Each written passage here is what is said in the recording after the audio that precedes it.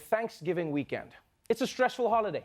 And not just because your racist uncle is listening to Kanye now, it's also because traveling is a nightmare. And yesterday, the nightmare got even worse, because not only was it the busiest day in air travel history, but the weather also canceled hundreds of flights. And thanks to climate change, travel is only going to get more stressful as time goes on. But luckily, there's a new way to help you calm down. The FAA recently cleared miniature horses to fly. But what's it like to have a horse on board? Well, we joined a woman and her horse as they took a flight. Today is a big day. Abrea Hensley is going on a trip with her service animal, a horse. That's right, a horse. Hensley is allergic to dogs, so she bonded with her horse, which she has named Flirty. Uh-oh, Flirty sets off a security alarm. I gotta give the horse a pat down. The airline required that she sit in the bulkhead. It sure was a tight fit. The hour-and-a-half flight had some minor turbulence, but Flirty handled it like an experienced traveler. Get this, not one passenger complained.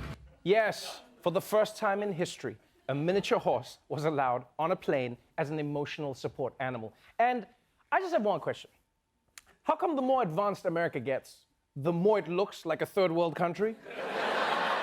No, because in the rest of the world, we do this. We bring animals on the bus all the time.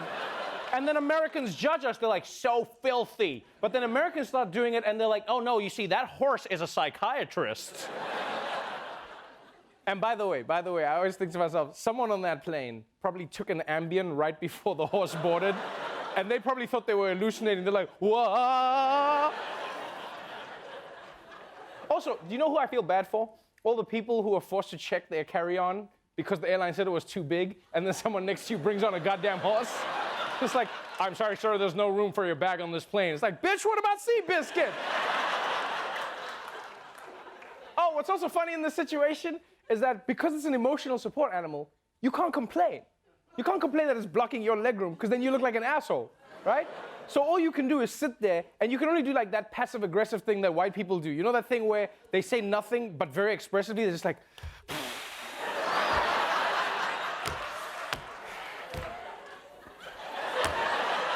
No, everything's fine, everything's fine. Anyway, I think it's pretty cool that airlines now allow you to bring a horse on a plane. Although if you try that on Spirit Airlines, they'll be like, oh great, you brought your own meal. Spirit Airlines, you eat what you can kill. Moving on to some international news. In London, a terrorist armed with a knife attacked a crowd of people gathered on London Bridge. What he didn't count on was all the good Samaritans who would team up to take him down. New details about that terror takedown in London. New video this morning shows those two heroes using some very unconventional weapons to stop the suspect on a deadly stabbing spree. This video showing heroes fighting back, one of them even using the tusk of a narwhal whale. They used fire extinguishers, they used chairs, they used these narwhal tusks ripped off the wall in the heat of the moment. They were determined that it wasn't going to go on, and they did exactly what they had to do. They fought a terrorist with a chair, a fire extinguisher, and a whale tusk? You see, this is what happens when a country doesn't have any guns. All violence just turns into a Home Alone movie. Yeah, even terrorists are like, death to the West, whoa, toy race cars, ah! Now, apparently, this part of the story is crazy. That tusk was mounted on the wall of a restaurant, and the chef grabbed it, ran into the street to come and fight.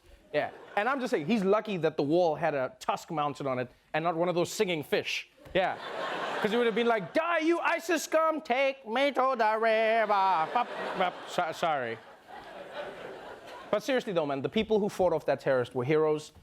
You know, and I think it takes guts to be a hero, especially these days. Because if you get famous, everyone's going to go through your old tweets. Yeah, like I bet there were some people at that bridge who wanted to help, but first they had to delete their old tweets. They were like, hold on, I gotta delete some stuff first. Hold on. Oh, that one's still funny, I'll save it.